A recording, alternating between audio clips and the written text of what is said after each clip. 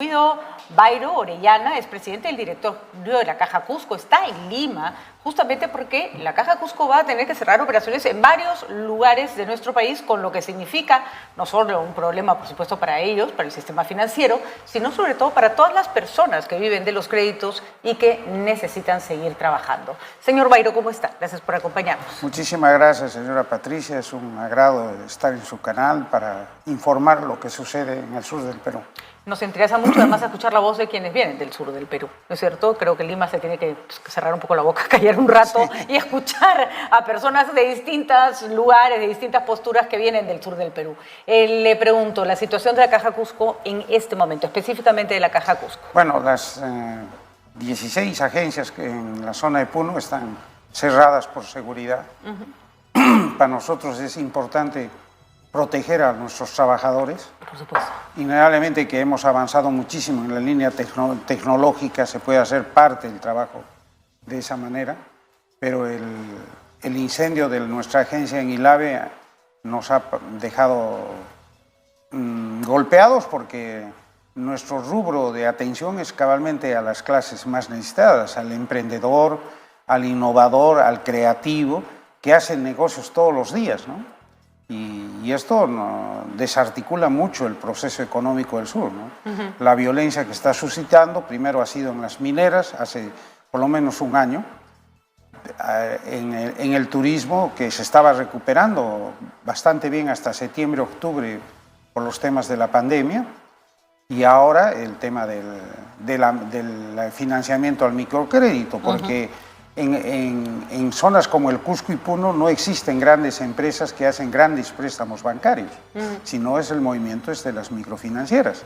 Y las microfinancieras hay privadas y públicas, y las públicas son las cajas municipales, porque una cosa que no hay que olvidar, que por ejemplo la Caja Cusco es 100% de propiedad de los 500.000 habitantes del Cusco, o sea, de la Municipalidad Provincial del Cusco. Y además hay que decirlo, las cajas son monitoreadas y auditadas por la Superintendencia de Banco y Seguros, son entidades que tienen que rendir cuentas del manejo de sus dineros, son entidades responsables, ¿no es cierto?, con respecto a cómo se hace el uso del dinero, es decir, cumplen con su parte, digamos, de ofrecer un servicio y de ofrecerlo de la mejor forma posible. Claro, nosotros recogemos los ahorros de la población, porque nosotros no tenemos privilegios o autorizaciones que tiene la banca para recoger, por ejemplo, como cuenta corriente, y lógicamente ese dinero lo trasladamos para colocarlo en préstamos a la microempresa, pequeños préstamos, no son de grandes volúmenes, pero son miles, cientos de miles de préstamos. Y son grandes volúmenes para quien se los pide, ¿no es cierto?, que le permiten empezar un negocio. ¿Cómo está el nivel de morosidad? ¿Cómo ha estado tradicionalmente?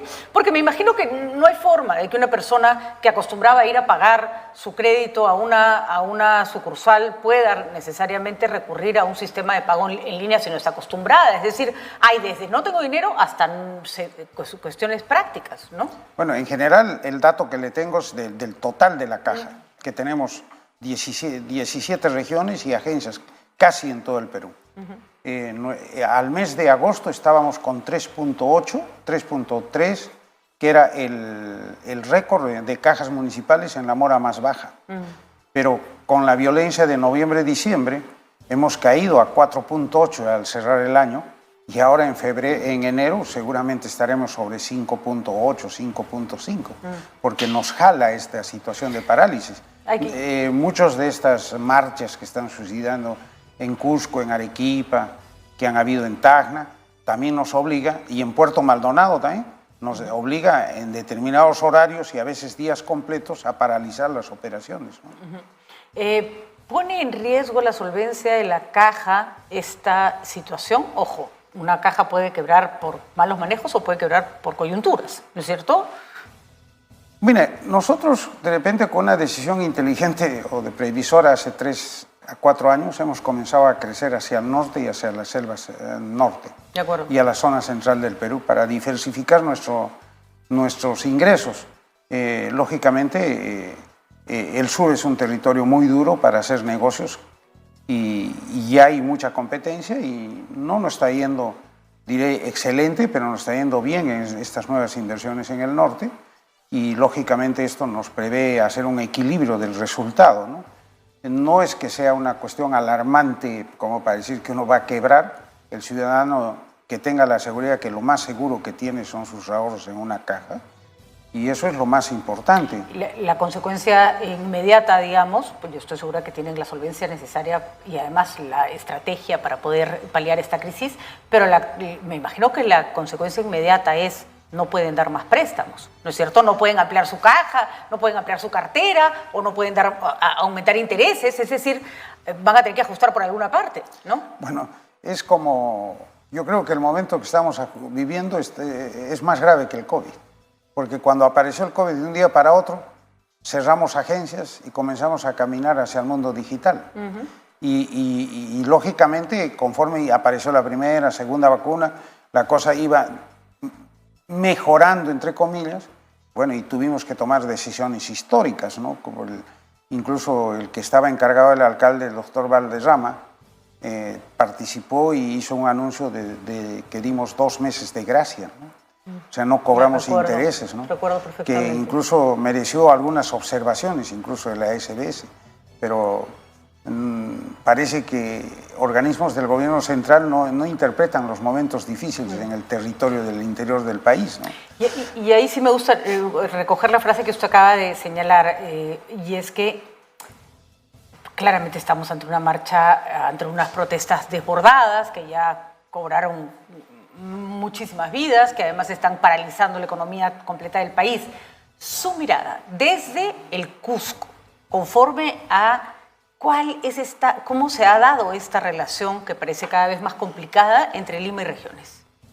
Bueno, desde más o menos desde el 2008, 10 diré, hay un proceso de descentralización exagerada.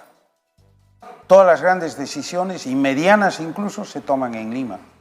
Los alcaldes y los presidentes regionales, ahora gobernadores regionales, tienen que hacer gestiones para obtener medianos presupuestos, ya no diré grandes presupuestos para proyectos de interés. Y la actitud del Ministerio de Economía y Finanzas es demasiado centralizada. Miren, nosotros como cajas teníamos una ley que nos liberaba de todos los procesos de la administración pública, porque nosotros no manejamos recursos del Estado, nosotros manejamos recursos del público. Entonces, la superintendencia, con su opinión favorable, todavía le estoy hablando del 2006, creo, 2005, en la época de Toledo, se nos dio una ley para liberarnos de todo el sistema de la OCE, el sistema de personal, todo ello. Y últimamente, el año pasado, el Ministerio de Economía nos está obligando otra vez a entrar al régimen de la institución estatal. Y entonces así no vamos a competir cabalmente con nuestros, no diré, no son nuestros enemigos, sino en el buen término de competencia, los bancos nos ven a nosotros como que nosotros somos una competencia por lo que hemos venido creciendo en los últimos 10 años. Hemos pasado del 4.5 al 8.3 del mercado financiero, ¿no?, nacional. Y más aún, si usted ve, hay un repliegue de los bancos hacia Lima y las microfinancieras hacia las provincias. Así es. Por lo tanto, usted encontrará una agencia de caja en una provincia aparentemente olvidada por el centralismo, pero sí encuentra una oficina de una caja, ¿no? Claramente. Su pedido, porque ustedes van a tener que tomar medidas extraordinarias para que no aumente la morosidad, probablemente, sobre todo en Cusco, me imagino la cantidad de empresas ligadas al turismo, con las que se va a tener que hacer algún tipo de refinanciación de deuda, pero en algún punto de pronto no van a poder solos. ¿Qué esperan del gobierno, más allá de que ponga tranquilidad, que digamos es el pedido de todos a gritos, ¿no es cierto? Hay 2 gestiones que están avanzando por parte de la Federación de Cajas, que preside el señor José Solís, presidente de Caja Huancayo, del cual el directorio de la Federación compongo yo. Es primero el fortalecimiento patrimonial.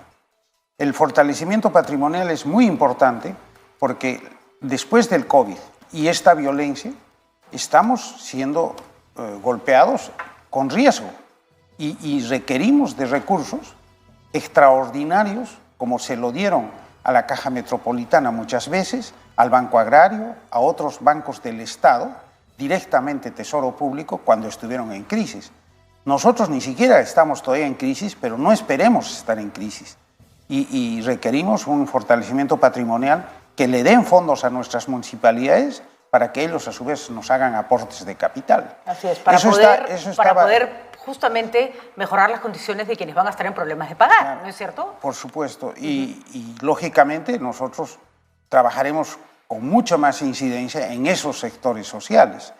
Y el segundo es una ley que está en el Congreso en este momento, que fue aprobado por la mayoría del Congreso, un récord de 108 votos, y que esta ley, que yo le llamo la nivelación de atributos con la banca, para poder competir en mejores condiciones con la banca, y que el señor Castillo observó la ley, curiosamente, y esta está ahora haciendo cola para la aprobación por insistencia en el Congreso. Bueno, que se apure el Congreso también, ¿no? En algunas cosas que se necesita que se apure, porque la verdad que si se toman las cosas con tanta calma, como si no estuviéramos en crisis, ¿no? Son dos leyes que esperamos importantes y bueno, y que la superintendencia reactive sus directivas para este tipo de crisis. Ya en el mes de diciembre nos dio la posibilidad de postergar pagos por 2 meses. Pero en esta situación que se encuentra el turismo en las zonas de Cusco, Puno y Arequipa, que son una de sus economías principales, el turismo, es difícil que el turismo vuelva en 5 o 6 meses. Claramente, claramente. Nuestro reconocimiento, señor Bayró, al trabajo que hacen las cajas, y yo creo que entienden perfectamente y tienen mejor mapeado la realidad de la inclusión financiera en nuestro país, mucho más que los bancos, y creo que son además muy necesarios en la economía. Ojalá que se atienda este pedido y, por supuesto, ojalá que las cosas mejoren, sobre todo para el Cusco, que la está pasando muy mal, ¿no? Muchas gracias y, por último, decirle a la colectividad cusqueña, limeña, que para nosotros Lima es un mercado muy atractivo, tanto para invertir también en los microempresarios, pero también para captar sus excedentes de ahorros, ¿no? Y nosotros llevamos las cajas, dinero captadas en nuestras agencias en barrios como San Borja, San Isidro, Miraflores, y compensamos los déficits. Por ejemplo, le cuento que en Huancavelica, que es el departamento, quizás la región más pobre del Perú, tenemos una agencia que colocamos 30 millones, parecería muy poco para lo que se coloca en Lima, pero solamente captamos 3 o 4, por lo tanto los 17 restantes salen de los ahorristas de Lima y se hace, yo creo, una democratización del crédito al llevar dinero de Lima al interior del país, lo que no está haciendo otros sectores financieros. No, por eso le digo, creo que hacen más por la inclusión financiera que ninguna otra parte del sector financiero, señor Bayró, y hay que mirar el trabajo de las cajas además como un ejemplo de lo que se puede hacer para mejorar la vida de los peruanos con la plata de los propios peruanos. Pero cuando los peruanos no pueden generar dinero por las circunstancias, justamente en esos momentos es que se pide una acción del Estado para que su vida no sea más, no tenga más percances de los que ya han tenido. Gracias, señor Bayró. Muchísimas gracias, señora Y que Patricia. su estadía en Lima sea lo más amable posible. El Cusco le estará muy agradecido.